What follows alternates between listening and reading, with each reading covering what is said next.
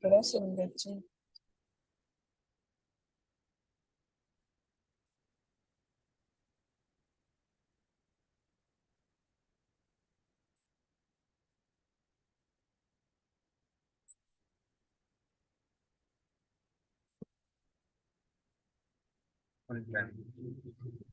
Good afternoon, students.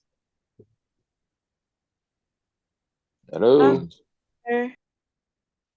All right. Afternoon, sir. Yes, good afternoon. Let me just check something here. So I'll make sure the session is being recorded. I think I made a mistake. Let me just check. All right. Yes. It is being recorded. Right. All right, good. All right, so we're doing this paper today. Revision continues. And we'll be doing this January 2021 paper. We have about 4 questions on this paper to do. So we should have a relatively short session today as compared to the ones before. We have a session again on Saturday morning at 11 a.m. So make sure you're all good and ready for that session Saturday morning. Another revision paper that I sent in the group yesterday. All right, I want you to do those questions for me before that class on Saturday. All right, so let's just jump into it. This is January 2021 paper, but the January exam and the June exam is the same.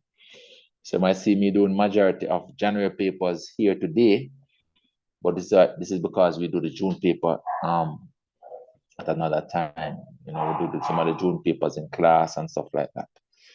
All right, so don't mind the fact, don't pay any attention, don't make any issue of the fact that we've been doing mainly January papers this week. The January syllabus and the June syllabus is the same. All right, no advantage of any over the other. All right, so let's go. The first question here is a use your calculator question again. Using your calculator or otherwise to calculate the exact value of this. So let me just bring up the calculator. And remember, you need to get that textbook display calculator, one that can show exactly what you're typing. That's the type I want you all to get, so you're sure of your calculation. All right, so this is the one on the screen here. And so it's a matter of typing this. Let me make this a little smaller. It's a matter of typing this in the calculator exactly as it appears here. Type it in the calculator exactly as it appears. All right, so it's a mixed number of 1 and 4/7 plus a proper fraction of 2/3. And then we are subtracting a mixed number again of 1 and 5/6. And that gives me that value, but your calculator can also give it to you as a fraction. And because they want the exact value, we're going to give it as a fraction, not as a decimal. Because that is what we call a non-ending repeating decimal. That's what we have. So to show it as a fraction, it will be this. 11/47. Your calculator should be able to give you that, or will be able to give you that if you have the right calculator. 11/42 is the answer. But good with that? Are you okay? Yes, sir. Yes, sir. All right. Then we want to calculate this one again. This time I want to give it as a fraction in lowest terms. Again, you can put it in the calculator, you know. You can put it in the calculator, but you can also work it down. And this represents the cube root of 27, which is 3, and this is 9 squared, which is 81. So it really becomes 3/81. I'll put another way. You can recognize this as a cube root of 27, which is 3 over this 9 squared is 9 times 9, but I don't want to build it up. And then we can go 3 into this 1 time, 3 into this 3 times, and then this reduces to This reduces to 1 over 27 because this 1 is here, and then the 3 times 9 is 27. But again, we can put it in the calculator, and so it becomes the cube root. That's the cube root. Well, we put the fraction first, and we're going to put the cube root of 27. I'll put in that over 9 squared, and we'll get that answer. And as a fraction, you see it is the same 1 over 27 that I have. All right. They want it as a fraction in lowest terms. So this is my answer. All right, that is all good and easy. Anything else? All right, no. So let's look at this next question. Maybe we'll need the calculator again. Usually we tend to use a calculator in question 1. And then there are a number of questions that we don't need a calculator for, believe me. All right, so this question says, the thickness of a sheet, of one sheet of cardboard is this.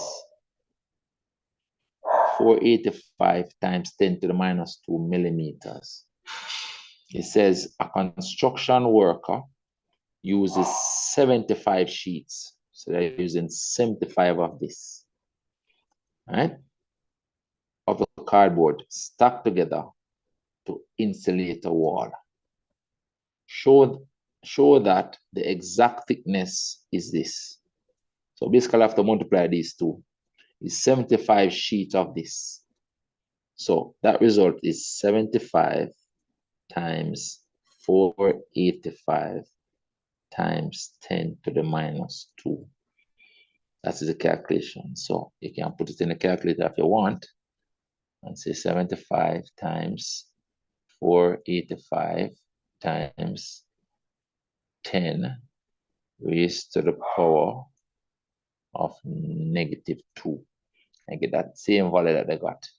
This value is what we see on the calculator down there. All right, so that proves that. And so that is 363.75 millimeters is the thickness. And so that was shown. Next part says, write the thickness of the insulation to 2 significant figures. 2 significant figures. Now remember, when you write a number in significant figures, the size, the magnitude of the number must remain the same. So the number is in the hundreds, and you correct it, the answer is going to be in the hundreds. If the size of the number is in the thousands, and you correct it, the result is will have to be in the thousands. This is in the hundreds. It's 363. So when you correct it, it still has to be in the hundreds. That's one way to know, right? To check your answer when you're finished. So we are correcting 363.75 to 2 significant figures. You count significant figures from left to right on the number. The first significant figure is the first non-zero value. So this is the first non-significant figure. This is the second one. So you are correcting this significant figure. You're using this number that comes after it to correct it. So using this 3 to correct the 6, which is in the second significant place. All right. 3 cannot increase 6. Values that can increase 6 are 5, 6, 7, 8, and 9. Since this is a 3, a value less than 5, it cannot change the 6. And so the 6 remains. And so it becomes 3, 6. But then because the size of the number is in the hundreds, you replace all these remaining values with zeros. 0. If you like, you can put the 0, 0 there. But if we leave it as 360 millimeters, that is still correct. So correct to 2 significant figures, it is 360 millimeters. So the original thickness was in the 360s. The answer is still in the 360s. You could not go and put 36. 36 cannot be the correct value or the adjusted or corrected value for 360. They are not the same size. They're not the same magnitude. So you could not put 36. All right. So we have to put the 360. But go with that? Yes. Are you okay? All right. Good. Then they want us to correct it to 1 decimal place. So I'm going to write the number again, 363.75. 1 decimal place is this value right here. First decimal place after the decimal point. This is the value that we are correcting. You have to use this 5 that comes after it to correct it. 5 can correct 7, can increase 7 to 8. Any number, the corrected number, once the corrected number is 5 or more, it can increase the number that you're correcting. And so the number that we're correcting is the 7, or the digit that we're correcting is 7. So this becomes 363.8 to 1 decimal place, and it's millimeters to 1 decimal place. That is the answer. But okay with that? Yes, sir. All right, let's continue. Then I want it in standard form. Now, let's look at it now again. So we have the number is 363.75. When you put it in standard form, you want the decimal point to come here. It must be 1. You must have the decimal point 1 place after the first, after you start with a non-zero digit. So you must have a non-zero digit in front of the decimal point. All right. And then you're going to be multiplying the result by 10 to some number, 10 to some power. So a way to do it is to say, okay, to get the decimal point here, we will have to divide by 10 squared. To get the decimal point here, we have to divide by 10 squared. So when I divide this by 10 squared, it will move the decimal point 2 places to the left. To cancel out this division of 10 squared, I also have to multiply by 10 squared. So this one is to move the decimal point for me, to put it where I want it. All right, so it's going to become 3.6375. This is the result of dividing by 10 squared. But to balance back the dividing by 10 squared, we now have to go and multiply by 10 squared. And so you're multiplying the result by 10 squared. And so this is the result when it is in standard form, millimeters. But understand that? Yes, sir. Let me just take this call quick. Hold on. Hello? Hello? Oh, you're finished. Thank you so much. Thanks very much. You're right, pallets, right. Thanks much.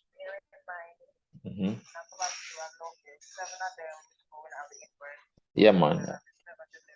Right. All right, cool. All right, thanks much. So we're supposed to pick those up in November. Oh, all right. You have somebody.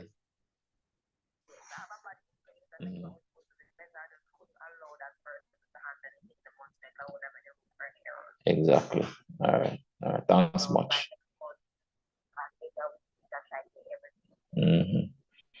All right.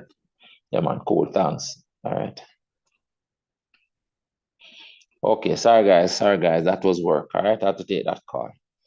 All right. Better go to this. But okay. Yes, sir. So just like to check as I go in case anybody want it to be explained again also. All right. So this next question now, it says Marco is on vacation in the Caribbean. He changes 4,500 Mexican pesos, which is written like this, to Eastern Caribbean dollars, ECD. So he has 4,500 Mexican dollars. Let's just call it Mexican dollars. And he's going to change it out into EC dollars. This is EC dollars. So you have Mexican dollars and you have EC dollars. We're not going to call it peso. We're going to use dollars. And he receives 630 EC dollars. What it means is that for this 4,500 Mexican dollars, is getting this amount of EC dollars. And the question is asking us, complete the statement below about the exchange rate. So we want to know what 1 EC dollars is, 1 EC dollar is, based on this information. So this is like a ratio question. So ratios, you're going to treat exchange rate same way as you would treat ratios. A ratio can be multiplied or divided by any constant value or by any constant unit of measure. All right, I know it's the first time I'm telling you this, but we have to start somewhere. All right, we're going to have a class, we're going to do a lot of ratio questions, ratio and proportion, but since it is here now, we're just going to deal with it. All right, so we're going to come back to this someday, but I want to get this relationship to look like this with one EC dollar. So we're going to start with what we start. We're going to start with what they said. 630 EC dollars is equal to 4,500 Mexican dollars. It's very simple. You want this side to become 1. So for 630 to become 1, you have to divide it by 630. So you divide this side by 630. And because you divide this side by 630, you also have to divide this side by 630. Simple as that. And so when this side becomes the one that we see here, I'm going to write it still. You work out what this side becomes by dividing it. So it becomes 4500 over 630. And I don't like those values, but that's what we get. We get 7 point something. Let's put it, it's like we get 7.12, 7.14. All right, 7.14. It's money, so you usually put it to 2 decimal places. So that's 7.14. It's corrected to 2 decimal places. That's Mexican dollars. I don't like these numbers, but that's what we get. All right, so 630 EC is 4,500 Mexican. To get 1 EC, you have to divide by the 630. So this becomes 1, and it tells you what this side becomes right here. All right, so that this value is what is going on the line for the answer. So we're going to put the 7.14. 7.14. Correct the 2 decimal places because we're dealing with money. Simple. But go to that. But okay? Yes. All right. So we're going to jump to number 2 now. I don't think we need a calculator anymore. All right. So here now, I want us to factorize this thing completely. So we're looking for the highest common factor. And remember, because I see the minus sign there, my brain is thinking about the difference of 2 squares as well, just in case. But initially, we're just looking for a highest common factor because it's just 2 terms. So look at the numbers first. The 12 and the 4. The highest common factor of 12 and 4 is 4. Then we look at the variables or the letters, the n and the mn. So this has an n squared in it and this is an n. So n is a common factor. Mute your mic, please. Mute your mic. And then there's no m on this side. So m is not a common factor. So even though there's an m here, there's none there. So m is not common. It's not a common factor. So that's my highest common factor. So I'm going to factorize it now out of these 2 terms. When you factorize it out of this, if you work with the numbers, the 12 divided by the 4 is 3. And the n squared divided by the n is n. Then over this side, the 4 is factored out from here. So we're going to get a negative, get the negative like you're getting a -1. The n is also factored out. And so all you're left is the m. The m remains there. And if you're not sure, what you can do is start to expand this back. Test as if you expand this back. So you multiply this times this, you get back that, as you can see. And you multiply this times this, you would get this back. So if you're not sure, you can test the expansion of that again. So that is the correct answer right there. All right. This next question, it says, show that this thing is equal to this thing. In other words, they want us to take this and make it into one fraction. All right. So look how we're going to do it now. So I'm going to call this the left-hand side. I'm going to call it the left-hand side. And they want to make it equal to the right-hand side. So I'm calling this side the left-hand side. So I'm going to start with the left-hand side. Left-hand side. that they give me is x over 1 minus x minus 4x. And when I add these and make it into one fraction, it is supposed to be equal to this right-hand side. So how do we add these and make it into one fraction? We need to make both terms fractions with the same denominator. That's what we need to do. So this one is not a fraction. We need to turn it into a fraction and put this on the denominator. All right? So we're going to do that. First thing I can do is recognize it as 4x over 1. Then now, to get 1 minus x on the denominator, I have to multiply it by 1 minus x under here, but also multiply the numerator by 1 minus x. Why did I do that? Because I want both fractions to have the same denominator. When they have the same denominator, they are said to be related, and you can solve by just adding the numerator values, and you take this sign into consideration. So let's proceed. So this remains as it is. It remains x over 1 minus x. I'm going to put back this minus, and then this now becomes, a denominator has now 1 minus x on it, because 1 times this is 1 minus x. What does the numerator become? The numerator becomes 4x. It becomes 4x times 1. I'm just looking at the answer and we're working towards it. All right, it becomes 4x into, I'm going to expand it. 4x times 1 is 4x. And 4x times minus x is minus 4x squared.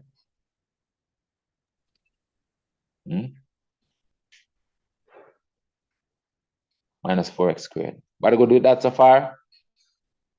Yes, sir. I'm just making it into one fraction. So to make it into one fraction, I have to make the two denominators the same. So I make those adjustments. Then now I'm going to put it as one fraction by adding the like terms on the numerator. Bear in mind that this is a minus. Right? So when the denominators are the same, you can just add up the numerator. But remember that this is a minus. So it's like this minus these. All right, let's look at it now. So it becomes x minus 4x. Then put the denominator first. The denominator remains 1 minus x, right? 1 minus x. I'm making it into one fraction now. Ready for the numerator now. X minus 4x. You're subtracting the like terms. X minus 4x becomes negative 3x. And then this, nothing. There's no x squared term over here. So it's like 0x squared minus a negative 4x squared. Or you can just say minus negative 4x squared. Minus minus is a plus. So you get plus 4x squared on here. But if you look at the answer up here that they have, it's like they factorize out the x. They factorize out the x on the numerator. They are factorizing the x from these two terms. If I factorize the x from these two terms, I'm going to get x come out, still over 1 minus x. X come out of these two terms. If I focus on this one first, I'm left with the 4x in the bracket. And then x out of this is minus 3. And this is the right-hand side, equals the right-hand side. This is the right-hand side, and therefore shown. Think you understand that, guys? Yes, sir. All right, good. And then this question now says, hence, we have to solve this. Hence, solve this equals 0. Now, the word hence is basically saying that we have to use this result, because we just showed that this thing, which was the left side, is actually equal to the right side. Right? So, to say that this is equal to 0 is therefore to say that this is equal to 0, because they are the same. So we can go and say, therefore, this implies this is equal to 0, then this is equal to 0. So I'm going to write that, which is x bracket 4x minus 3 over 1 minus x is equal to 0. I can tell you from now as a general rule, if a fraction is equal to 0, then it must be that the numerator is equal to 0. Put another way, if we take this denominator and multiply it across here by the 0, it's going to leave me with a 0 just the same, because 0 times anything is 0. Whichever way you want to look at it, the numerator becomes equal to 0 when a fraction is 0. So we can say, therefore, x into 4x minus 3 is equal to 0. Really? And then mute the mic, please. Mute the mic, please. Oh, me leaving too. Mute your mic, please.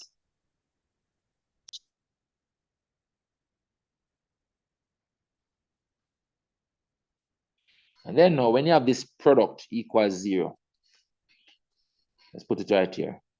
When you have that product equals 0, these are different color to get the final answer.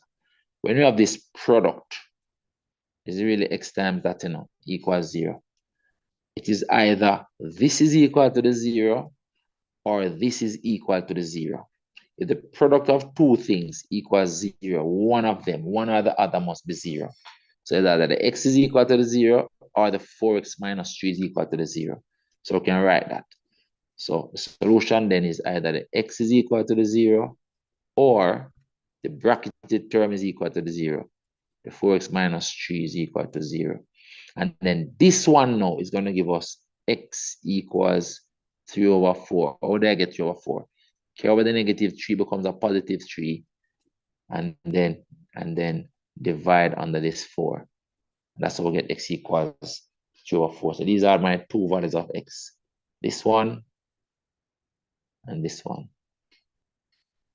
But good at that. Two possible values of x. X is equal to 0 or x is equal to 3 over 4. Those are the solutions for this equation. Very good? Yes, sir. All right. Let's continue. All right. So this question says now, we have to make V the subject of this thing. V the subject. So see the V right here, so we want to make it the subject. So we need to transpose everything away from the V. So the first thing is to get rid of the square root sign. The inverse of square root is to square. So to get rid of the square root sign, we have to square both sides. So like you square this side, and you also square this side. So when you square this side, it's gonna become a p squared. And when you square this side, it's like you eliminate the square root sign. All right. So when I square both sides, let's just write what happens now. When I square both sides, this side becomes p squared equals the squared sign is removed, and so we're now left with 5 plus vt. We're trying to make this v the subject. So I'm going to subtract this 5 first and then divide under the t. Simple as that. Subtract the 5 first. I'm going to get p squared minus 5. And then the vt that is left, we can divide on the t. So put the t under here, and that leaves us with a v by itself. So we can say, i.e., that is, the v is equal to this. P squared minus 5 divided by t. But good with that? But okay?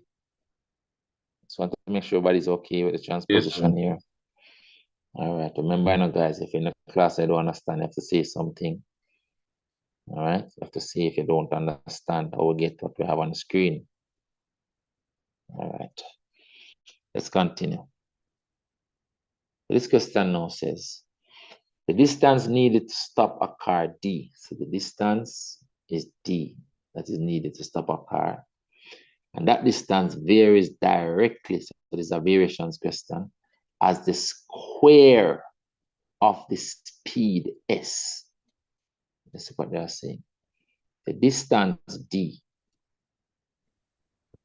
is directly proportional. It means equal K times constant of proportional K times the square of the speed S. That is S squared. the square of the speed, where the speed is s squared. So this is a relationship that they have just said right here. So we know that the d is equal to k. Well, we know that we wrote up there. That's what it means. So this statement means this. That's the first thing. It says a car traveling at a speed of 70 kilometers per hour requires a distance of 40 meters to make a stop. This information is your known pairs of values, D and S, to find your K. These are variations question, but they must give you a known pair of values to find the K. All right? So what is this? This is the speed. So they're saying for the K, to find K first, remember, we're going to find K first. Find K first. We're doing the variations question. The method that we're using is to find K first. You must use a known pair of values. They give you the known pair of values this time in words. Sometimes they give it to you in a table. So you have to read the information and extract it from the information. When the speed is 70, S equals 70. The distance required to stop is 40 meters. That is the D. The D is equal to 40. Plug these values in that relationship right here to find the K. That's all we have to do. Let's do it in blue. So we're going to say, therefore, we're plugging these values in the relationship up there. The distance is 40. So 40 becomes equal to K times. The speed is 70. So that is 70 squared. So it means that we're going to divide by the 70 squared. So it means that the K is equal to 40 over 70 squared. I don't have to work it out. I can leave it like that and work with it. Now that the K is equal to that, I can take this value and drop it right here so in the formula for the K. I don't have to work it out and waste time. Because the question did not ask me for it. All right? So I'm going to write the formula now. So I'm going to say from this now, my formula becomes that the D is actually equal to 40 over 70 squared times S squared. This is the K. Let me put a bracket around it. This is the K. I've placed the value of the K here because that's where it is. Multiplying by the K squared, by the S squared. So this is now my relationship formula. This is now the formula that I can use to find what they want me to find. And the question is now saying, what is the distance required? This is asking for a D value. What is the D required to stop the car that is traveling at 80? In other words, what is the D when the S is 80? This is our speed. So that's what the question is. So I'm going to use this to do it. So I'm going to say when the S is equal to 80, drop the 80 in the formula right there to get the D, to see what the D is. When S is equal to 80, the D becomes equal to 40 over 70 squared times S squared, which is 80 squared. This is what I'm working on. This is at times. This is what I'm working on. That's going to give me my D. I can just get the calculator quickly and do it. All right.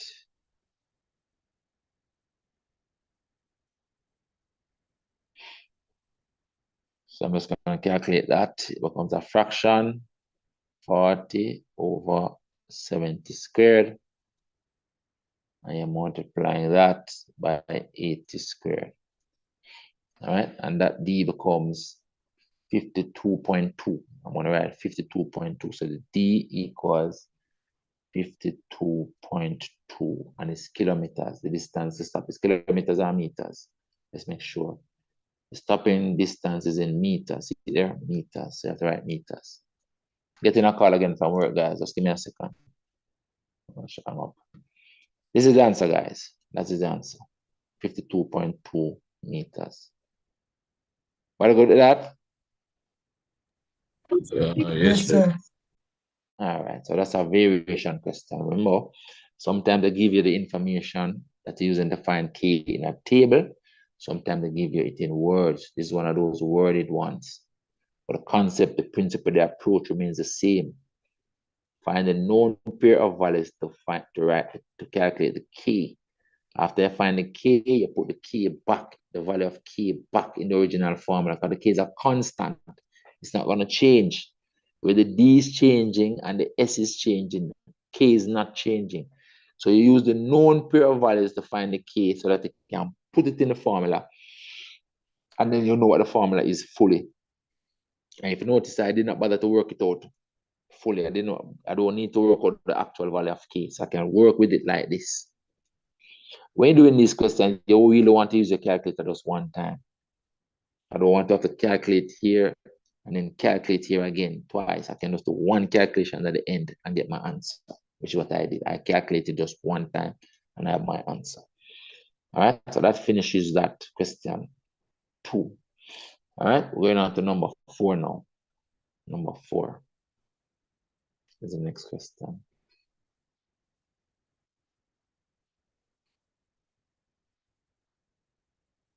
All right, so these are I'm skipping over. We will eventually do this question. All right, so this one's a functions question. Functions. It says a function f is given as this, right? And this is the same as saying f of x equals 3 minus 2x. Same thing, just another way of writing it. Same thing. F of x equals 3 minus 2x. So this is your function formula right there. It says the diagram below shows a mapping diagram of the function f. Determine the value of a. So I want us to know this value. What is that value? That is the f of x value when x equals -1. So all it means is that to get this value, we have to plug the -1 and see the function formula into the formula for the x. So the a is actually equal to f of -1. So we can write that the a is the function value when the domain value is -1. These are your range values, you know. All right, so we can set it up here and say a is equal to f of -1. It is the f of x value when the x is -1. That's what it is. So you get that by plugging the -1 in there. So it becomes equal to 3 minus 2 times -1. That becomes a plus, minus a plus. So it really becomes 3 plus 2, which is 5. So a is equal to 5. So a is equal to 5 right here. The a is equal to 5. A is equal to 5. But okay with that? Yes, sir. So the value right here is a 5. And if you look at it, you keep subtracting 2 to go from value to value because it's a linear function. This is a linear function. See, you keep subtracting 2 times the x value. So that's why you keep subtracting 2 from what you have. This means that you keep subtracting 2. So subtract 2, subtract 2 again, subtract 2 again, right? So the 5 is consistent with that pattern of subtracting 2. So we can accept 5 as an answer. All right, so let's continue down here.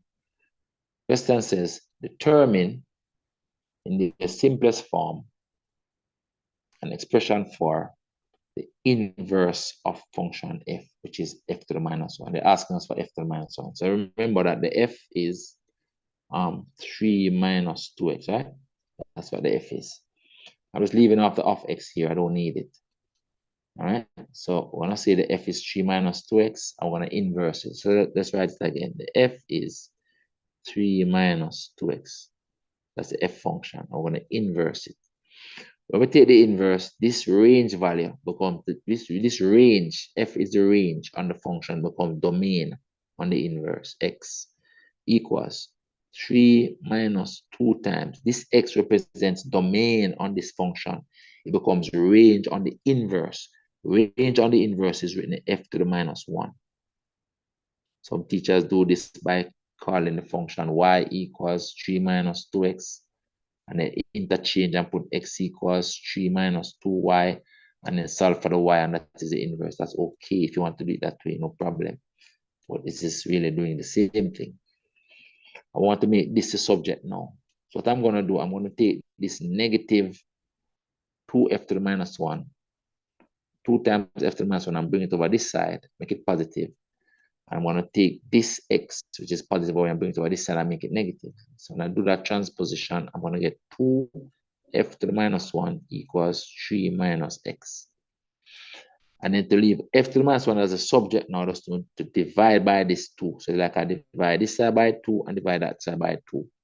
But shortcut is to say I take this 2 and I divide it under here. So the result of that, I'm going to put it here now. The result of dividing by the 2 is that f to the minus 1 is equal to 3 minus x over 2. This is really f to the minus 1 of x. So I can put in back the of x now. And now that I'm done. And this is my answer right here. All right. Next part wants us to calculate the composite function f squared. All right, let me take this card, guys. Give me a second. Hello?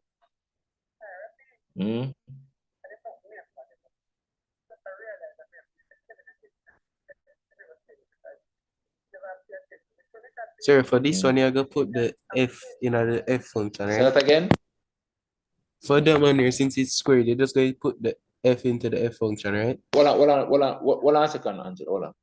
Students, just hold on for me, please. Just hold on 1 second for me. I'm taking our call from work. Just hold 1 moment for me, please. Yes, Angela.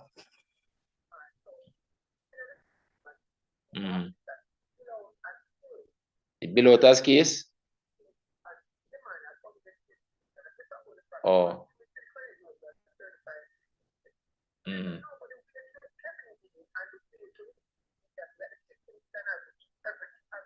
Or keep averaging it.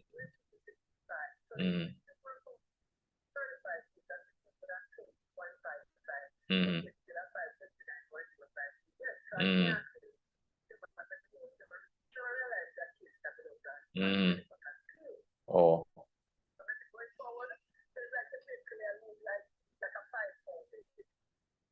All right. I'm in class now. I'm going to talk about it afterwards. Because I'm in class, but I understand what you're saying. Because yeah, man, do the math with that. Because what he did was look at the actual kg on the cartons. Right. So I'm use the actual thing on it. On the carton. Right. They must build it by kg. Exactly. Yeah. Yes. Yes.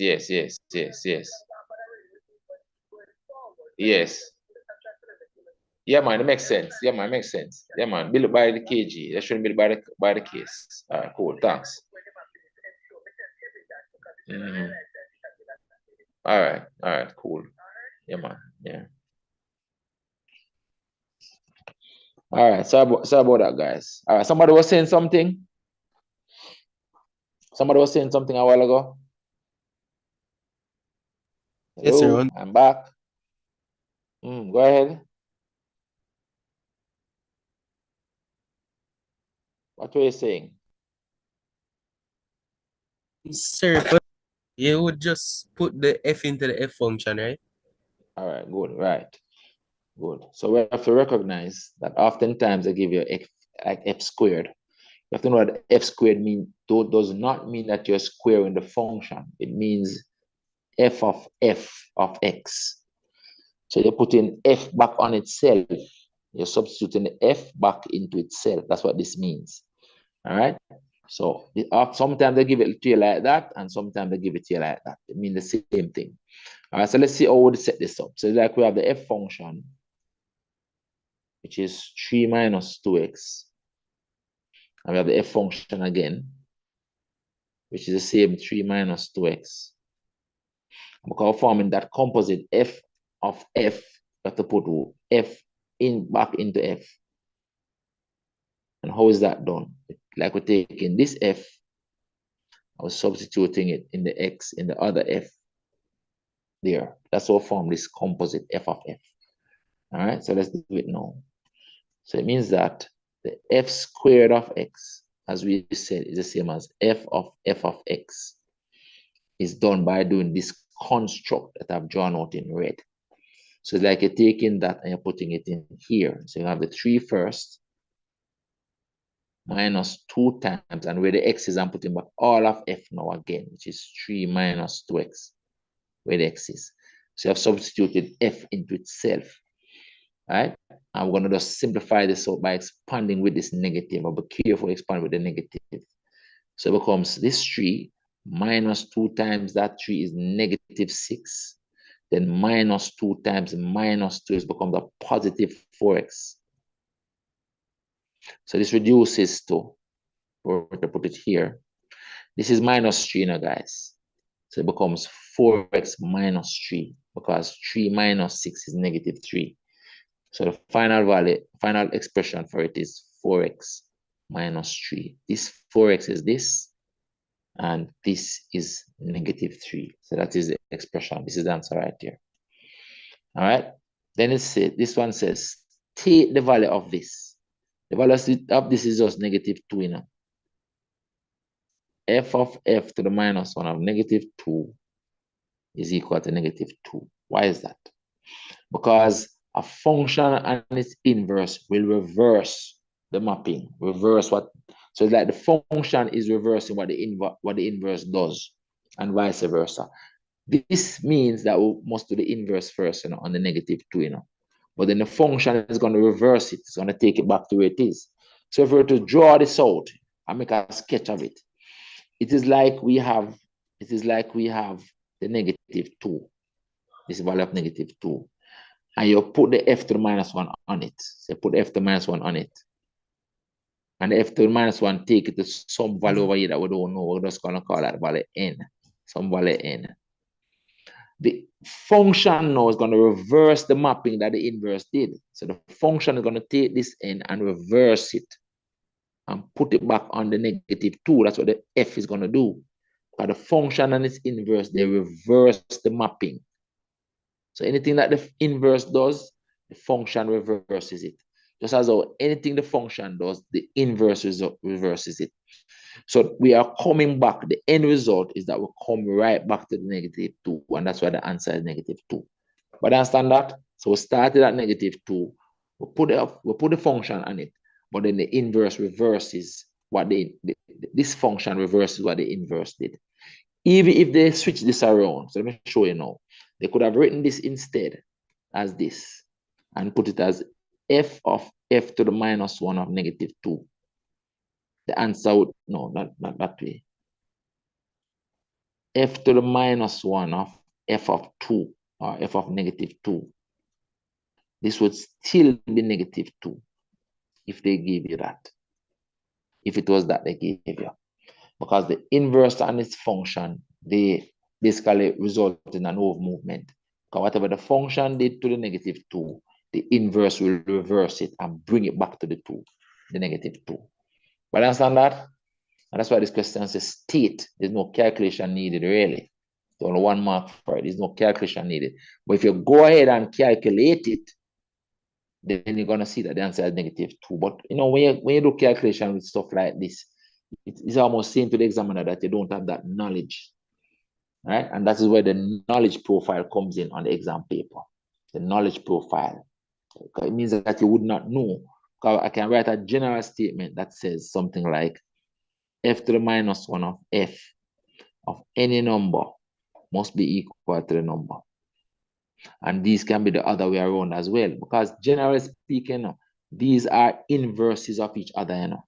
The f to the minus 1 and the f, you know. So it doesn't matter which one the minus 1 is on. They are inverses of each other. The inverse of this is this.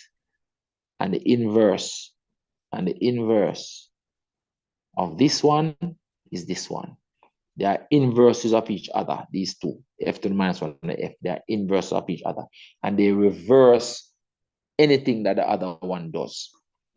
All right, enough said about that. Everybody good with that? But okay? Yes, sir. Yes, All sir. right. All right, good. So I can write this as a general rule for functions, for one-to-one functions. All right. They will come now. This is a kind of little linear programming like, right? Not a full linear programming that we've been doing, or linear inequalities. Question says, use a ruler to draw the line x equals half, y equals x, and x plus y equals 5. So you see, these are the lines that we normally draw. So we're going to draw them one at a time. The first one is x equals a half. The x equal number that, remember, the y-axis is x equals 0.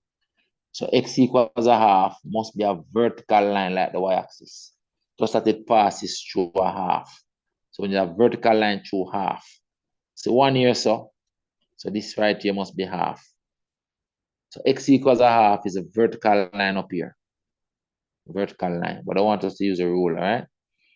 And so you basically would draw the vertical line on this with a ruler. Don't draw it freehanded like me. Draw it with a ruler. But I'm going to draw it freehanded. So this is the line x equals a half, a vertical line passing through half. You have to label it. You have to label it and label it with the equal sign. So remember, the y-axis is x equals 0. So this line up here is x equals half. First one. The second one that I want us to draw is this one. Another easy line to draw. These are 3 easy lines, you know. Y equals x is the line that passes through points where the x and the y value is the same. That's what it says. Y equals x. So it passes through points like 0, 0, 5, 5, 6, 6. It passes through points where the x and the y value is the same. All right? Line y equals x, one of those easy lines. So to draw that line, we can actually just use 2 points. So it's going to pass right down the middle of the graph. The scale is the same. Put in blue still. So I'm going to pass through 0, 0. It's going to pass through 1, 1 right here. It's going to pass through 2, 2. It's going to pass through 3, 3. It's going to pass through 4, 4. Right down the middle of the graph like that is going to go. Line y equals x. So the straight line right down the middle of the graph here, passing through the points where the x and the y value is the same, is the line y equals x. Use your ruler and do it. Don't do it freehanded like me. You have to use your ruler and do it. So the line passes right down the middle of the graph. All right, I'm going to draw it and I'm going to label it right here. Y equals x. And then this now is another easy line to draw. X plus y line. We spoke about it in class. X plus y line crosses the x and the y axis at the same value. So since this is x plus y equals 5, since this x plus y equals 5 right here, let me move the box from around it. X plus y line. Since this is x plus y equals 5, it crosses the y axis at 5 and crosses the x axis at 5. So it passes through the point 0, 5 on the y axis and also through the point 5, 0 on the x axis. Because in this case, when you add the 0 and the 5, you're getting 5. And in this case, when you add the 5 and the 0, you're still getting 5. So it passes through points where the sum of the x and the y value is 5. So it passes through 0, 5, and 5, 0. But generally speaking, if the line is x plus y equals some number n, it crosses the y-axis at n and crosses the x-axis at the same n. All right? So we're doing x plus y equals 5 here.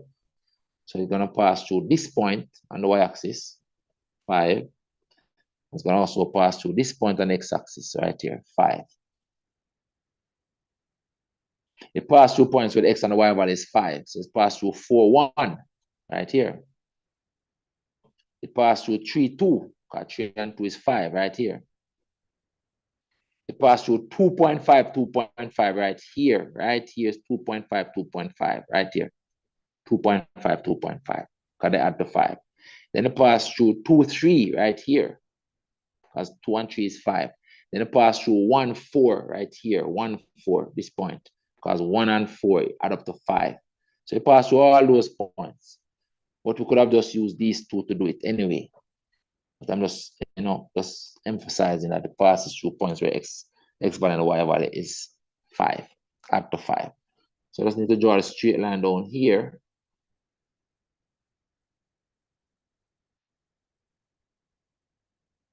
And that is our line. Use your ruler to do it. Don't do it freehanded like me. I'm going to draw it and label it down here. X plus y equals 5. But okay with that? Yes, sir. All right, easy stuff. And down here now says, on the grid, label as R, the region that satisfies this inequality, and this inequality. So the region that satisfies all three of them. Let's look at them one at a time. So this one, it means above. Greater than means above. So this one means above. All the lines are already solid. The equal is there, so this means solid line. Equal in there, so we need a solid line. Equal is here, so we need a solid line. So all the lines are solid. And these three inequalities are related to these three lines. So this inequality, this first one right here, is related to the x equal half line. So you see, it is above the x equal half line. That's what that inequality is. And above a vertical line is to the right. So the region I want is to the right of this line. Put an arrow to the right. I need a region to the right of that line. And then this one now,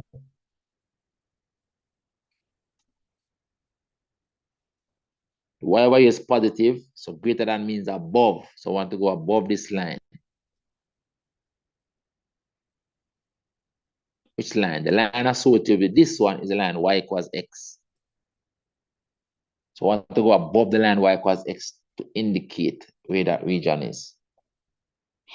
So I want to go above the line y equals x. The line y equals x here, this one. So we're going above this line. So I think it's this region I want, you know. So above this one, above that one, above this one as well. Above this one. And the last one now, for this one now, the y is positive, so less than means below. So we're going below this line now. Which line? The line associated with this inequality is the line x plus y equals 5. So going below the line, x plus y equals 5. Below. The less than means below when the y on the left side of the inequality is positive. So when you go below the line, x plus y equals 5. The line x plus y equals 5 here, which is this line. We need the region below it, below this line. So the region that we want is right inside this triangle. It satisfies the three inequalities. It's above this vertical line, means to the right of a vertical line. It's above this line, which is above that, or above here. And it's also below this line, which is under here. So the region that we want is where these three arrows are pointing to. So we're going to put the R inside here. That's where they want us to put the R. This is the region that satisfies all three. If they wanted you to shade it, they would shade it like this. Because sometimes they will just shade it. But this time they only wanted an R in the region. So that is it. But okay with that? Yes, sir. All right, good. And they don't want anything else, all right? They don't want us to do anything else. Just mark the region. So you said the question's easy. Question's easy. All right. Next question to do is number 9. It's 8 or 9, I said. I think it's number 8, I said on this paper. Number 8. The word to do. Number 8. Yes. Number 8 right here. First part of it is a coordinate geometry. All right. So this question says, straight line, this straight line, it crosses the x-axis at P. Remember that on the x-axis, y is equal to 0. And it crosses the y-axis at Q, and on the y-axis, x is equal to 0.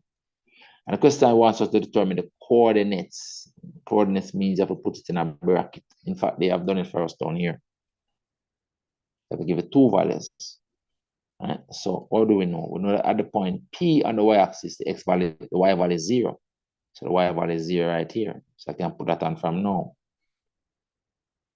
And at the point Q on the y-axis, the x value is 0. So at the point Q right here, the x value is 0 right here. So I can put that on from now. So I need to know this value now and this value. I will work them out from the equation that they gave me right here. So for this one where the y value is 0, I can say, okay, what if I put this y value of 0 here for the y? This will be eliminated. And so I'm left with x equals 5. As easy as that. So the y value is 0, x value is 5. And for this one, I want to put the x value equals 0. So it's like I'm taking this x value now, I'm putting it right here for the x. So when I put it there, let's look at calculation for this one. When I put this 0 here for the x, I'm going to get 0 equals 5 minus 3y. So I can take this minus 3, I bring it over here, and get 3y equals 5. And then divide by the 3, I get y equals 5 over 3. So this is 5 over 3. The y value is 5 over 3. Very good at that? Right, okay? So Yes, this sir. one goes, Yes, sir. this one goes with this one goes with this one over here when x equals 0. This calculation goes with this one with x equals 0. And for the y equals 0, it's just that this is the derivative. If I were to show it, for this one, it would be, let's write it here, it would be that x becomes equal to 5 minus 3 times 0. I plug in y equals 0 there. And 3 times 0 is just 0. And so the x is equal to 5. So the 5 is the x value, and the y value is 0. And the y value is 5 over 3 when the x value is 0. So those are the 2 points. Those are your 2 points. All right. It says calculate the length of PQ, giving your answer to 2 decimal places. So basically, I want to calculate the distance between these 2 points. But when there are points on the x and the y axis, it's kind of easy. You know, let me show you what I mean. So if I just make a little quick sketch of the line, we don't have to do the full calculation. We can just use Pythagoras' theorem. So this point is 5, 0 on the x-axis. So that's right here, P. And this point is 0, 5, or 3 on the y-axis. Let's put it right here, so Q. So in terms of distance, right? Since this point is 5, 0, it means that this distance out here so is 5. Now let me show you the line first. So the line really is this, you know, the line PQ. Is this line. You have to learn to do mathematics the easy way every time. All right, I'm trying to find the length of that line. And I'm saying to you now, this is the y-axis and this is the x-axis. Let's show it now. Because this point out here is 5, 0. It means that the x value right here says 5. Right? I'll put it like this. This point is 5, 0. So it means that the distance from the origin out to here is 5 units. So this length is 5. And since this point is 0, 5, or 3, this point is 0, 5, or 3, and put it beside it. 0, 5 over 3.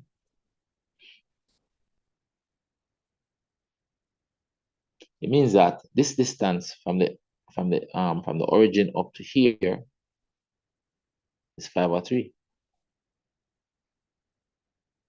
5 over 3. And so if we look at the triangle, this is actually a right angle triangle, but the angle between the y-axis and x-axis is 90.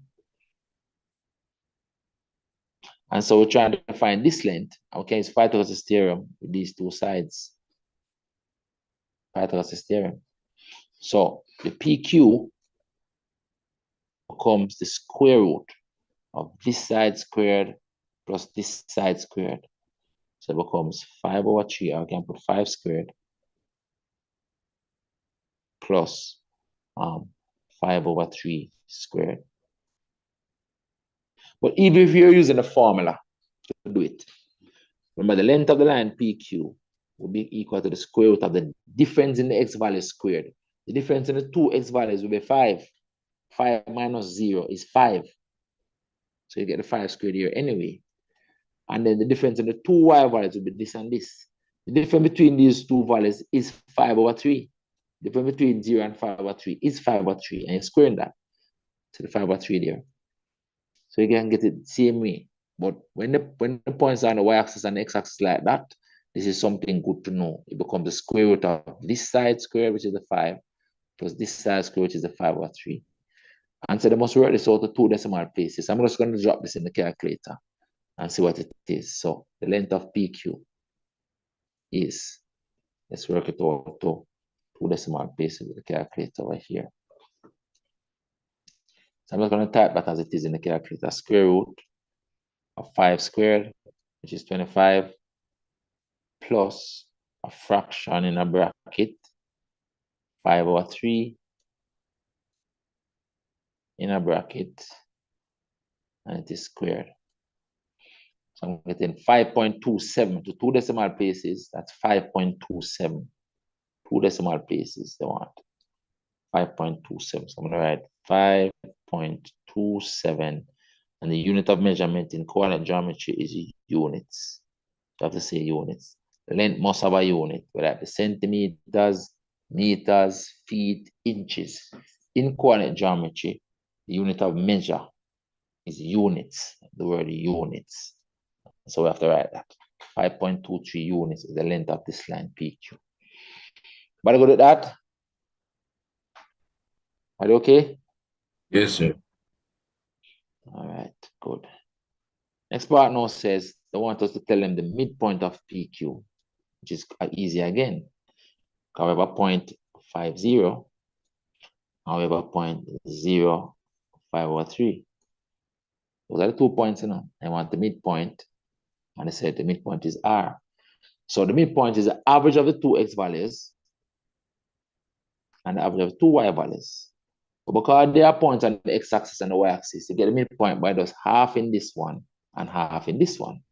But this and this is still 5, you know. So half in 5. So this is still 5/3, so half in 5/3. Right? If you look at the graph right here, the midpoint would be like about here.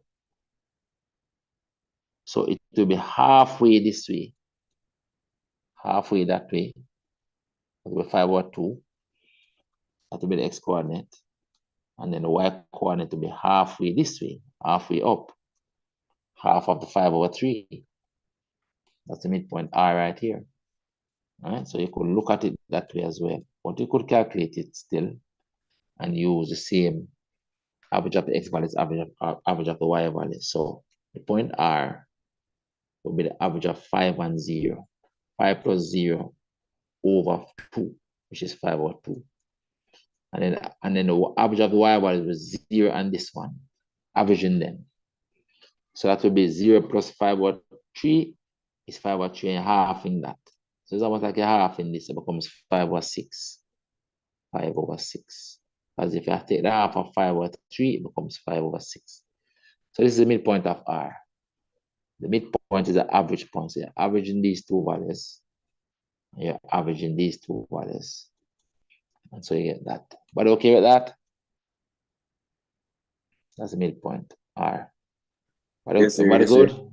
All right, beautiful. All right, so the next question now says, these are 2 functions, f and g, right? So f is a line and g is a curve, a quadratic curve, right? So we can write them like this as well. F of x equals 5 minus x, and g of x is this quadratic curve, x squared minus 2x minus 1. So that's a line and that's a curve. All right, but f of x can also be like y, and this g of x can also be written as y. Anyway, take is a line and a curve, a quadratic curve. Question says, the graphs of f and g, they meet at m and n. Those are the points of intersection. Determine the coordinates of m and n. In other words, to find where they meet, you have to solve the 2 equations simultaneously. So basically, if we were to sketch it, it's like you have this curve. Where the cross works at -1. So let me sketch it like that. So like it maybe stay like this, -1. It works it higher up here. So it's like it is like this, a different color. That's a curve, and you have this line, 5 minus x going like this. And they meet at m and n. So this is a curve G of x. This is the line f of x. And the question is asking to find these 2 points. So to find those 2 points, you have to solve the 2 equations simultaneously. That's all. You have to solve them simultaneously. So, yes. So at the point of intersection, this becomes equal to this because the y values are the same. So to find the points m and n, is like we're going to solve 2 equations. The equation for the line would be y equals 5 minus x. And the equation for the curve will be y equals x squared minus 2x minus 1. So at the point of intersection m and n, you can put this equal this because the y values are the same on the line of the curve. So at m and n, this becomes equal to that. So x squared minus 2x minus 1 becomes equal to 5 minus x. That's a quadratic, but we need to leave 0 over here. So if we transpose these values away on this side and leave 0, all right? So we're going to get x squared. Then this positive x comes, this negative x comes over and becomes a positive x. So when it comes over, we're going to become a plus x, and the plus x and the minus 2x becomes minus x. So I get minus x when x comes over. And then this 5 going to come over and become a negative 5. And the negative 1 and negative 5 become negative 6. Negative 6. And this side is left with a 0. And this can be factorized easily. This can be factorized easily because the first value is x squared. So it means that the values in the bracket must start with x and x. Then this means that you want factors of 6 where the difference is 1. Why 1? Because the coefficient in the middle here is a 1. So it must be 3 and 2. All right? So it must be 3 and 2. 3 and 2. And then no, this said the two signs in the bracket are different. Give the greater one the minus. The greater product. This product and this product. This product is 3x. And this product out here is 2x. You want the larger one to be negative. That's a 3x. Make it negative by putting a minus here and a plus here. That equals 0. That's what it factorizes into. And so from this one equal to 0, I'm getting x equals 3. And from this one equals 0, I'm getting x equals negative 2. So the x equals negative 2 must correspond to this point where the x value is negative. And this x equals 3 must correspond to that point. So they did that table, which one is m and which one is n, you know, but I'll just put them in the alphabetical order from left to right, m and n. All right. So this one is where is gonna go for n. But to find the y value now, I have to plug these values now back into the line equation, which is the easier one to use. All right. So I'm gonna say and when the x is 3, I'm gonna put the 3 there and see what the y is. The y becomes 5 minus 3, which is 2. And then when the x is negative 2, I'm going to plug the negative 2 here again. And so I'm going to get the y being equal to 5 minus a negative 2, because this is a negative 2 for the x. Minus is a plus, so I get y equals 7. Minus is a plus. All right, so I'm going to name the points now. So the one where the x value is negative, I'm calling it m over here. All right, so m is a point minus 2, 7. Minus 2, 7. And n is the one out here where the x value is positive, which is this one. That is 3, 2. That is 3, 2. So let's sketch now so exactly correct. The y-axis need to be lower down if we're to actually make it match. So that the y-axis is somewhere down here.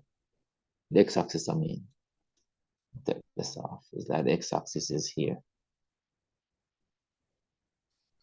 All right, because this would be the point 3, 2. This would be the point minus 2, 7 up here. Minus 2, 7. Those are the 2 points. This is the x-axis. This is f of x. This is f of x. The line is f of x. Very good at that. not complicated, but okay. Yes, sir. Yes, sir. 4 marks for us doing solving the simultaneous equations. I'll just put the sketch just to show it. You don't need to put the sketch, but just put it there so you can actually see it and it kind of makes sense. All right, what else I want us to do? Oh, we're not going to do this part of it. I don't learn this yet. This is rates of change. Last time graph, distance time graph. We're going to do this around February or so. All right, so we're not ready for this as yet. And this, we're going to be doing this. We're going to be doing this in about January. Down here, this part of it, we're going to be doing in November.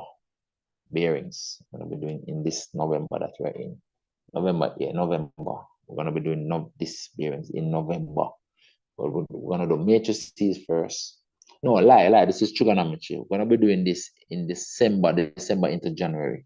What we're doing in November, we're doing this next, which is matrices, right? Matrices. And then this part of it is transformation.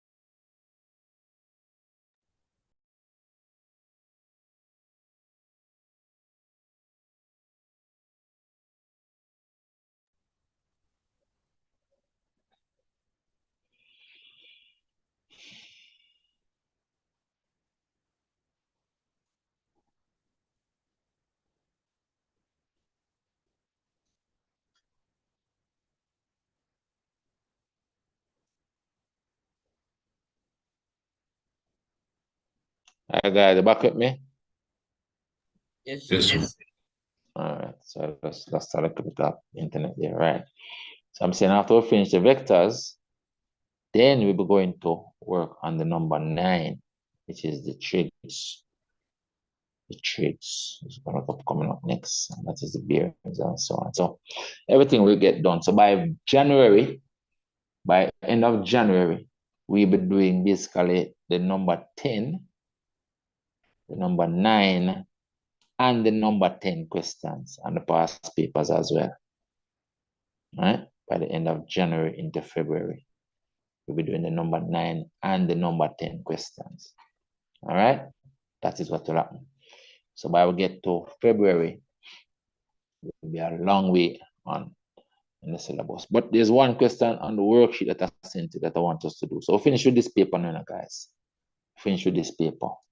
But there's one last question on that worksheet that I sent you that I just want to go through one more time. I think it's a functions question on that worksheet right here. So this question we need to do now. And I want to call it a night. All right, that's the only question left on this page for us to do. This is a matrices question, but don't do that topic yet. All right. Remember I said we're doing the revision a little bit earlier than normal this year. All right, so let me split the screen and we're gonna work on that question, finish up that question, and then we just call it a night. And Saturday we'll have another session. I sent a paper that I want you to do for Saturday. I sent it in the group. All right, that I want us to do for Saturday. Just come up the wrong way. All right, let's do this. Let's do this. Okay, I'm gonna do it over here. All right, so we're doing this question, guys. This functions question. This functions question over here.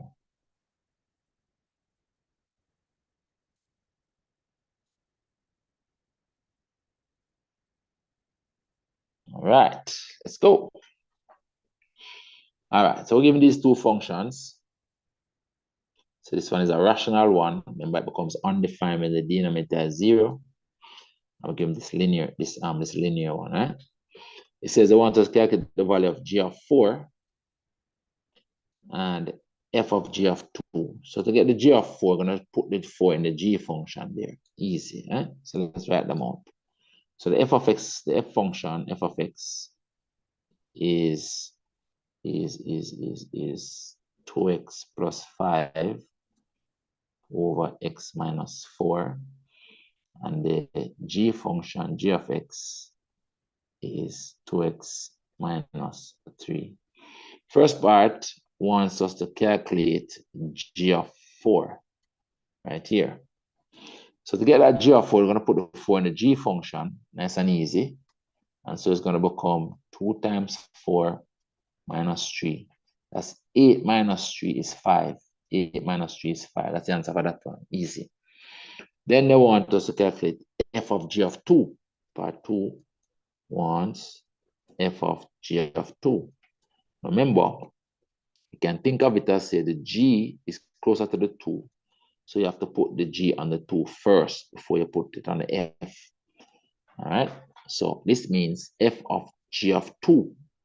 So like we're working on the g of 2 first by putting 2 in the g function. So then this is going to become f of, and we're working on the g of 2 now by putting the 2 in the g function, as I've said, which is now 2 times 2 minus 3. So this inside here is the g of 2, which works out to be 1 because this is 4 minus 3 is 1. So this really then becomes f of 1. And then the f of 1 now is obtained by putting the 1 in the f function here and there to get the f of 1. Nice and easy. So this becomes 2 times 1 plus 5 over 1 minus 4. This is where 1 goes as well for that x. All right, so the numerator is 2 and 5 is 7. And the denominator is 1 minus 4 is negative 3. We can leave it like that, 7 over negative 3. I'm just going to leave it like that. It is the same as negative 7 over 3. Same thing. All right, but if we leave this, no problem. Which is 2 and a third, negative 2 and a third. But that finishes that one, all right? Then we'll come to this one now. So undefined come up here now, guys. Generally speaking, once you see a rational function, you're going to get something about undefined. The value of x, take the value of x for which f of x is undefined. It is undefined when the denominator becomes equal to 0. That's when the function becomes undefined because you can't divide by 0. What value of x will make the denominator 0? That is 4. Put a 4 here, it's going to become 0. So the function is undefined when x equals 4. Well, let's write it. So like we have the f of x again is 2x plus 5 over x minus 4.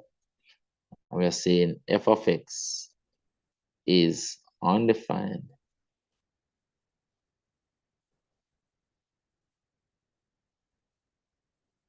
when the denominator, x minus 4, is 0. And that is when the x equals 4. If I transpose this 4, it becomes a 4 right here. So it's when x equals 4, because if I put 4 right here for the x, I'm going to get 4 minus 4 is 0. So you don't want x to be 4. 4 is not a valid answer. 4 is not a valid domain value. You cannot have 4 in the domain on this function. Otherwise, you won't have a function. Because there's no value that the 4 is mapping to.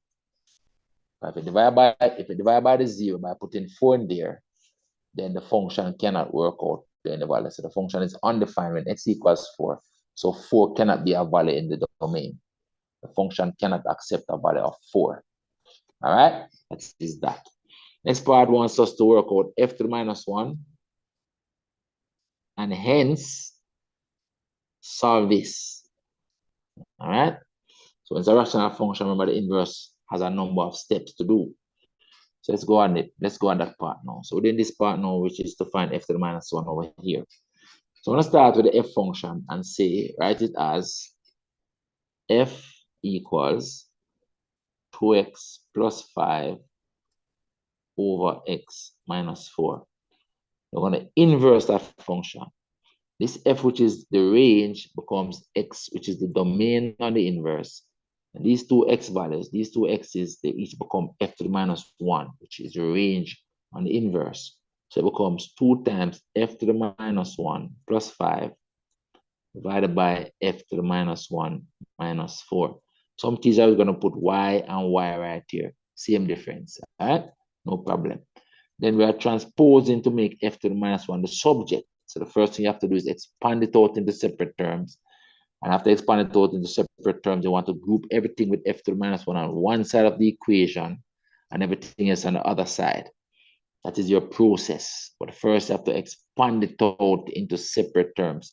You don't want it fraction. You don't want the f term, f expression divided by the f expression. You want to separate them. I'm going to take this denominator and multiply it across here by the x in order to expand it out. That's the first step all the time. So it's going to be the x times the f to the minus 1 and then the x times the negative 4 when I multiply this over here by the x. So I'm going to get x times f to the minus 1 minus 4x. That's the x times this, gives me this, and then the x times this negative 4 gives me this, negative 4x.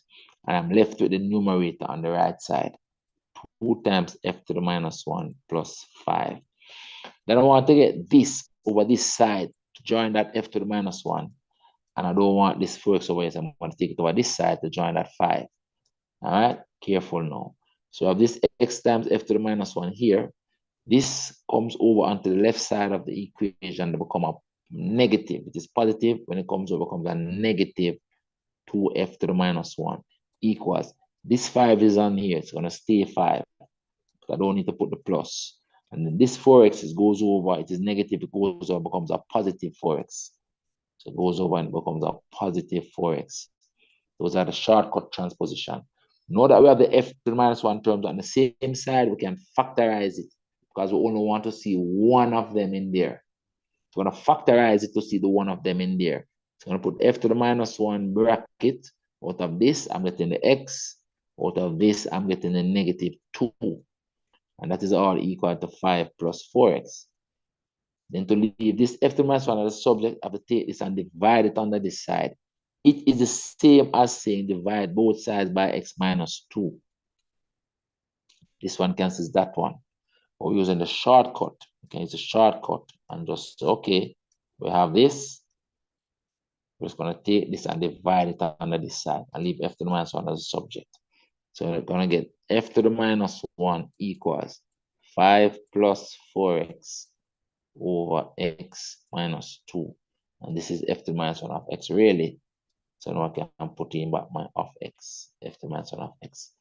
So that is it. All right, so I've answered this part of it. But then it says hence. Now the word hence means that I have to use this thing I'm just find to solve this. All right, so let's look at it. So I want to hence, let's write it out in purple. I want to hence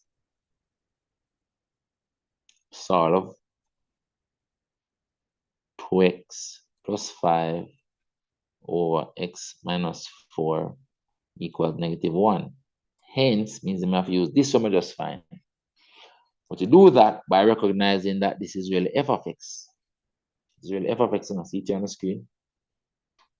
The 2x plus 5 over x minus 4 is really f of x, So what we are really solving is, so we can say this really is, so we can say i.e. that is really f of x equals negative 1. Then if f of x is equal to negative 1, then the x value that you're trying to find in this equation, we can take the inverse over here, inverse of f. So the x becomes f to the minus 1 of the negative 1. So it's the same as saying, if the x is mapped onto negative 1 with the f, then the f to the minus 1 is going to map the negative 1 back onto the x. That's how we can do that relationship. And this is how we are using the inverse function up here that we just found to solve this equation. All right, so to solve the equation, we really now need to just record f to the minus 1 of negative 1 by putting the negative 1 in there. in the f to the minus 1 function. And so this calculation continues and say x equals, we're putting -1 in the inverse function here and there. And so it becomes 5 plus 4 times -1 divided by -1 minus 2. This is the x that was here. It's now -1. All right. I can leave it like that. I'll put a bracket around it. Same difference. All right. And then we'll just simplify this. And so we're going to get x equals, this becomes 5. This is -4. 5 minus 4 is 1 over -1 and -2 is -3. That is my value of x, which is the same as -1/3. That is that. But good at that? Yes, sir. Yes, sir. All right, good.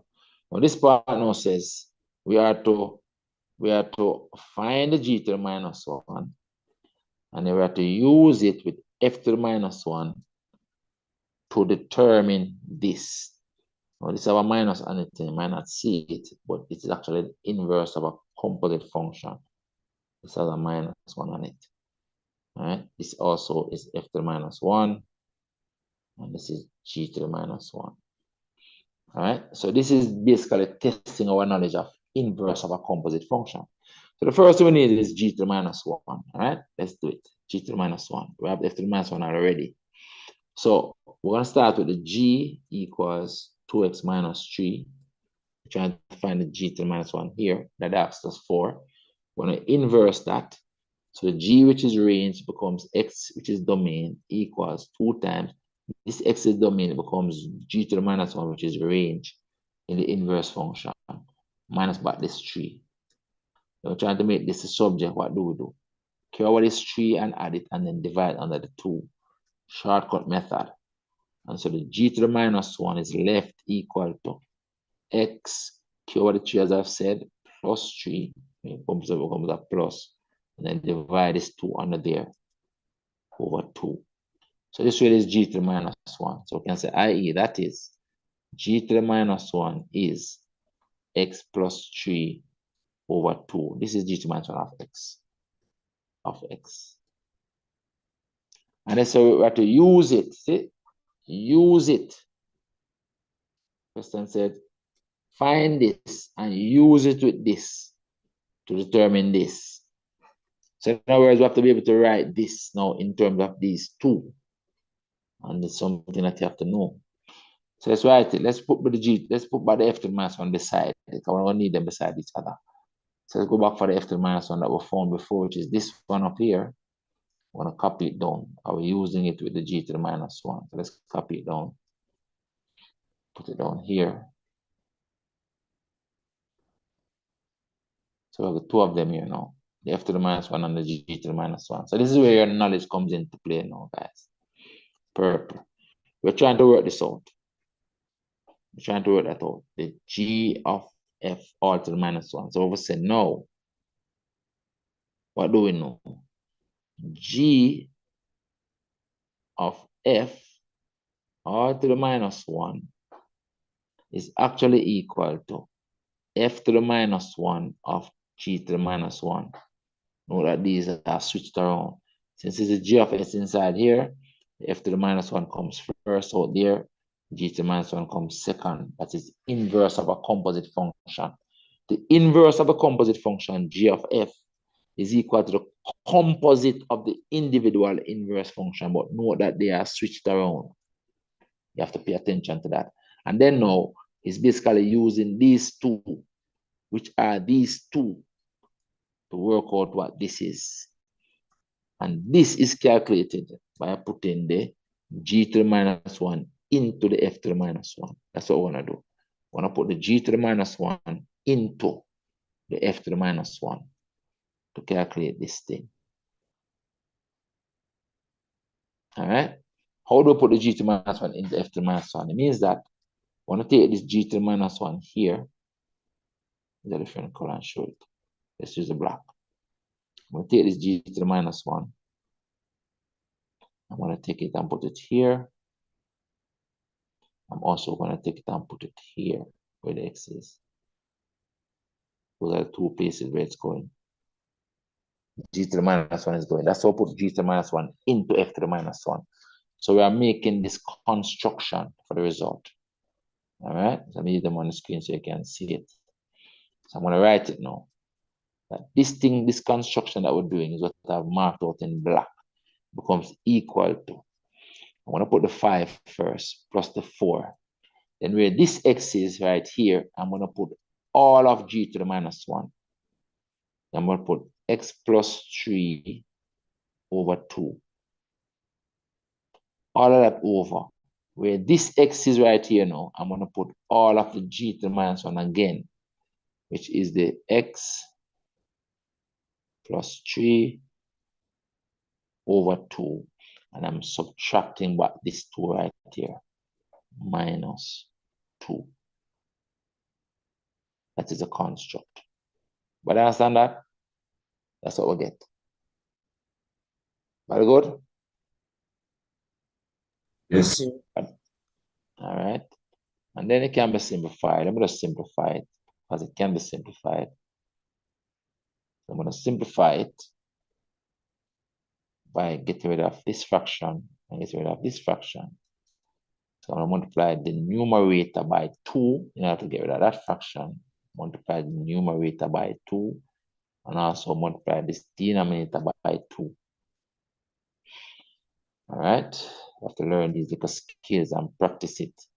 So multiplying the 2 times this 5 first, we're going to get 10. And then we multiply the 2 times all of this. We're actually using it to cancel with this 2. So it's going to become plus 4 bracket x plus 3. Because the 2 on just cancel with that 2. We're dividing this now by 2 times this fraction. And this 2 is going to cancel the 2 here. I'm going to be left with x plus 3. And then now, the 2 times this negative 2 is going to give me negative 4. And let's consolidate the values now. So this 4 times x is 4x. Let's do that first. 4 times x is 4x. Then this 4 times 3 is 12. And 12 on the 10 makes 22. So I'm adding 22. Divided by, this is the only x term on the denominator. And then this 3 minus 4 is negative 1. So that is my answer right here. For G of F all to the minus 1 is equal to this. Very good. Any questions there? Any No, questions sir. there? All right then. Very good. You need to write the questions over again for me, please. Use the video to help you. Practice, practice, practice. More maths equals better maths. All right. So this question was a part B, which is a question by itself. It says we have to write this as a single fraction. Write this as a single fraction. All right. So we have 3 over x and this to put as a single fraction. Let's look at it. So part B, we have 3 over x plus 4 over x plus 1. We want to make it into one fraction. So we're adding fractions. When you add fractions, you want them to have the same denominator. When they have the same denominator, they are said to be related. Related fractions have the same denominator. And when they have the same denominator, then you can just add the numerator values and put by the same denominator. Whether the fractions are algebraic fractions or numeric fractions, the approach is the same. So, so this denominator is just x, and this one is just x plus 1. So a safe thing to do is to multiply this denominator up here and down here, and multiply this denominator up here and down there. It's a scale, all right? So that will make the two denominators the same.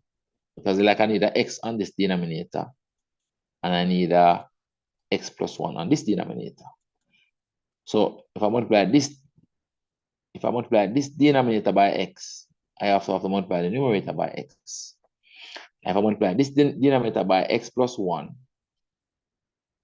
then I have to multiply the numerator by x plus 1. Let me bracket it up. All right. So it's almost like I multiply by 1. Like I multiply this by 1, multiply this by 1 because x over x is just 1. And x plus 1 over x plus 1 is just 1. It's just a way of adjusting to make the two fractions of the same denominator. So I'm going to multiply the numerator here, and it's going to become 3x plus 3. The 3 times x is 3x, and the 3 times 1 is 3, over x times x plus 1. X times x plus 1. Plus, this one now is 4 times x is 4x. Over x times x plus 1. X times x plus 1 is the same. I just put this in front of it. Don't make no difference. Same thing. So now the two fractions are the same denominator. I can now focus on adding the numerator values with this plus and put back the common denominator. So the common denominator now, so this now becomes equal to a common denominator of x times x plus 1. And then I'm adding numerator like terms. So it's 3x plus 4x. That's a 7x. And then 3 plus nothing is 3.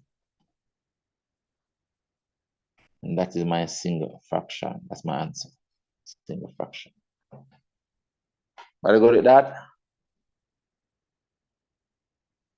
Are you Yes, okay? All right, and we're going to do this very last question here, which actually can just use your calculator and do. I want to show you something about when your index is a fraction. When your index is a fraction. I'm going to show you now quick. So if you have a number raised to a power, which is a fraction, I'm going to put it as P over R. So you have a number raised to a power which is a fraction. The whole power is a fraction. The numerator of that fraction power is the power to which you raise the n. And the denominator is the root. So remember this P over R. So this is the same as n to the P. The numerator is the power. And the root is R. The root is R. The R root or the rth root. It is equal to that. You can do the power first or you can take the root first. It doesn't matter. So I can instead write this as I can do the root first. Root n, the r root of n, and then apply the power on the whole thing. It don't really matter. It's the same. So this and this give you the same result. I can do the power first, as I did on the n, or I can do the root first, as I did on the n. It don't matter. It's given the same. The bottom line though is that the numerator is the power and the denominator is the root. So if you look at these numbers, for example, this one means that you're taking 9 to the power 1 and you're doing the root 2, which is the square root. Square root. This one means that you're raising 8 squared, and then this 3 is cube root. And I told that any number raised to the power 0 is 1. So let's work this out now and show you. Let's work it out down here. So I have 9 to the half times 8 to the 2/3 times 4 to the 0. I'm going to write these in terms of the power and the root business that I just spoke about. So this means that you're raising 9 to the power 1 to the square root, So this becomes the square root of 9 to the power 1. But the thing with the square root, you don't have to put the 2 there. It is understood. It's the only one I don't have to put the 2 there. For cube root, you have to put the 3. If the root was 4, you have to put the 4. If the root was 5, you have to put the 5. But when the root is 2, square root, you don't have to put the 2. You don't have to put it. It is understood. So I don't have to write it. So this is this. Times this one now. You're taking the cube root of 8 and you're squaring it. You can do either one first. This time I'm going to do the cube root part first. So it means the cube root of 8. The number down here is the root. The number up here is a power. So I'm going to raise that now to a power of 2. So this is the same as this. And then you must know that any number raised to the power 0 is 1. So this is just 1. Any number raised to the power 0 is 1. So then this now becomes the square root of 9. Square root of 9 is 3 times. The cube root of 8 is 2. Cube root of 8 on here is 2. Remember, 2 times 2 times 2 is equal to 8. You know? So the cube root of 8 is 2. So inside here, I'm going to put a 2. So it becomes 2 squared times back this 1. So it becomes 3 times the 2 squared here, so it's 4 times the 1. 3 times 4 times 1 is equal to 12. 3 times 4 is 12, times 1 is 12. And so the answer for this is 12. Answer for this is 12. So like you can put it in the calculator and you'll see. Let's put it on the calculator. And see that answer is 12. Let's look at it. So we're going to raise 9 to a power. And that power is a fraction. 1 over 2. And you're multiplying all of that by 8 raised to a power again, which is a fraction 2 over 3. And then we're multiplying that again by 4 raised to the power 0. Raised to the power 0. So the big 12 on the screen there, 12 is the answer. You can see it over there below, all the way across there, the 12. That proves that the answer actually is indeed 12. This is equal to 12. This thing is equal to 12. All right. And that is that for today. But okay? Yes, sir. Yes, sir. All right. So I sent Yes, a sir. paper. Yes, I sent a paper in the group yesterday that I want you to do. Let me show you which paper I want you to do for Saturday. Let's bring it up on the screen quick. It's a January 2018 paper. I want you to do. I sent it in the group, you know, but I want to send it again. I can send it again. I think somebody joined the group today, so I'll send it again. All right, January 2018, this paper. I want you all to do this paper. Do it for me, please, for Saturday. All right, I want you to do this one before I do it. So the past paper again. And we're going to work it out on Saturday. So, first question is this, calculator question. This one, exact value calculator question again. And then this one is to write those answers to 2 decimal places.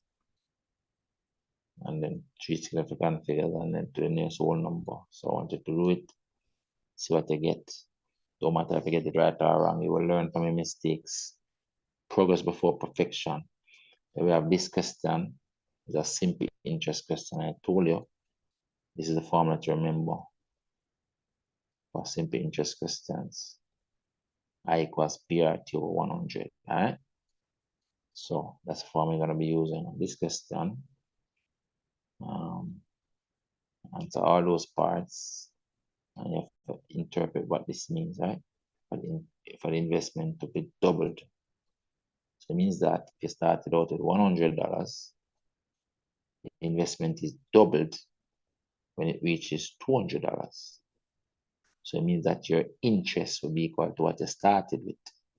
When it doubled, when investment is doubled, it becomes 200.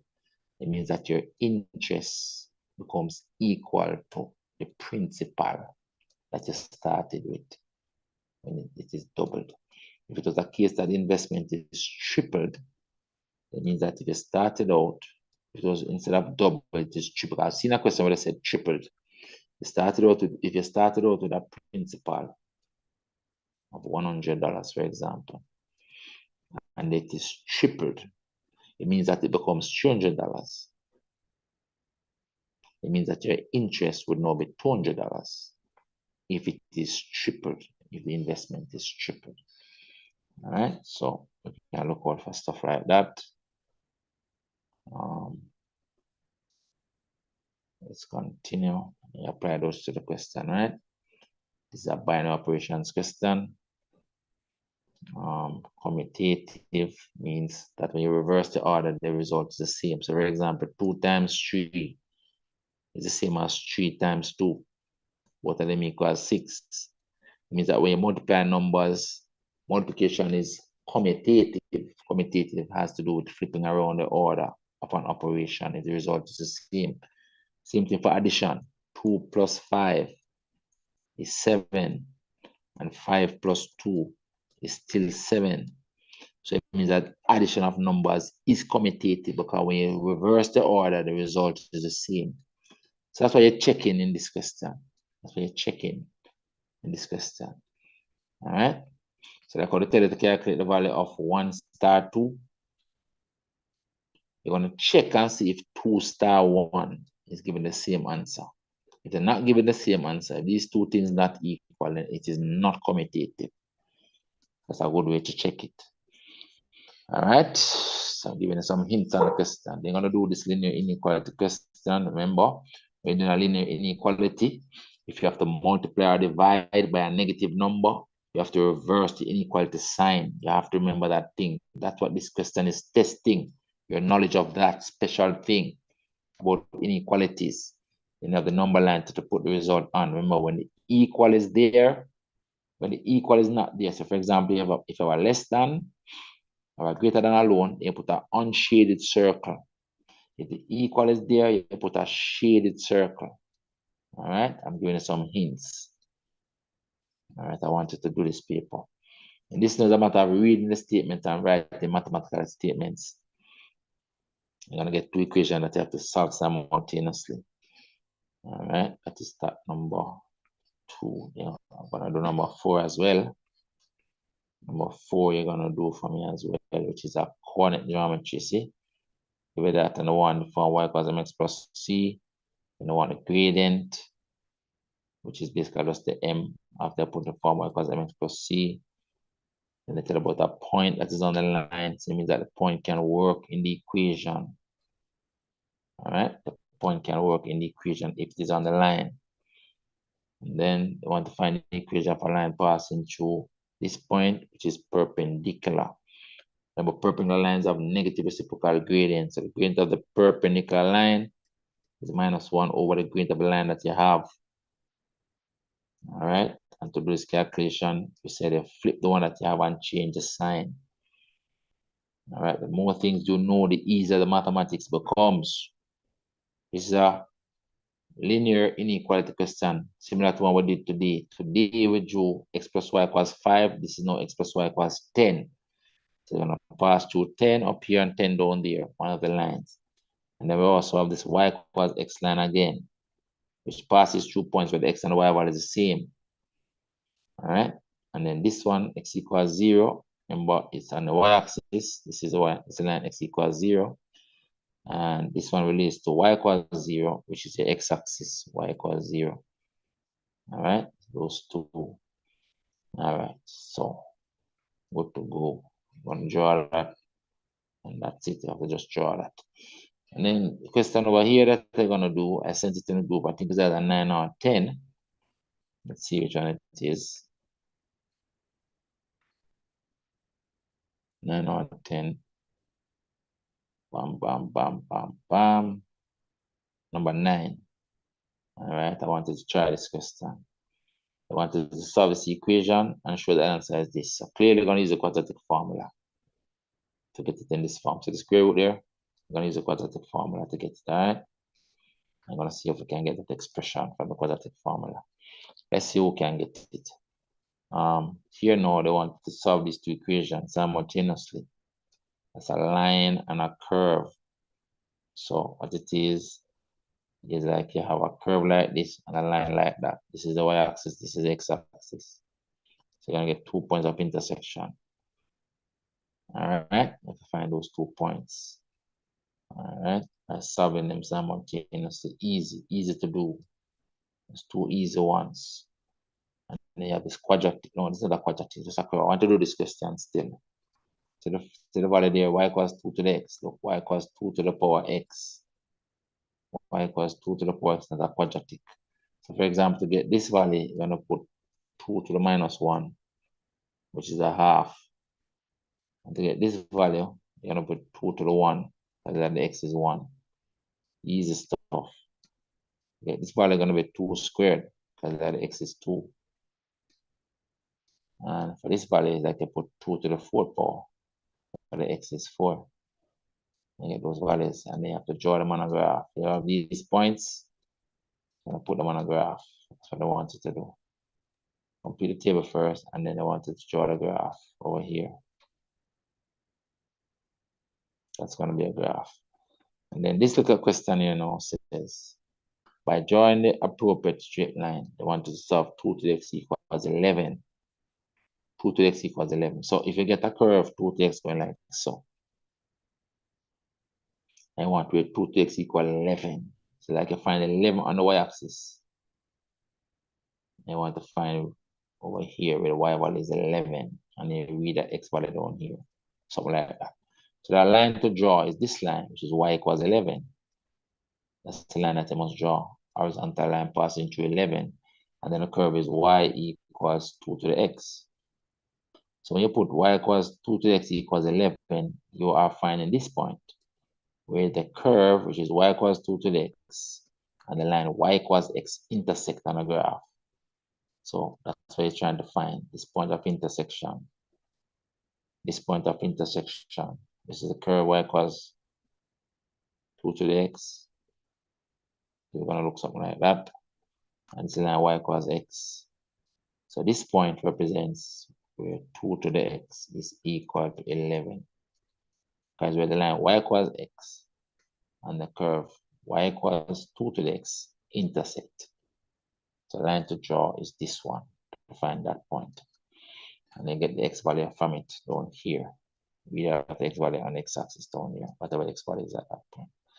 And that's going to be your question. Okay, so I just gave you a couple hints. I want you to go and do the questions. I'll go through them on Saturday, 11 a.m. More maths equals better maths, guys. So I'll see you all on Saturday. Remember, we're starting back our new topic on Sunday, right? But still has to be online. The class on Sunday is going to be online. But Monday is going to be face-to-face, because I'll be back in Jamaica on Monday. Okay, everybody? Yes, sir.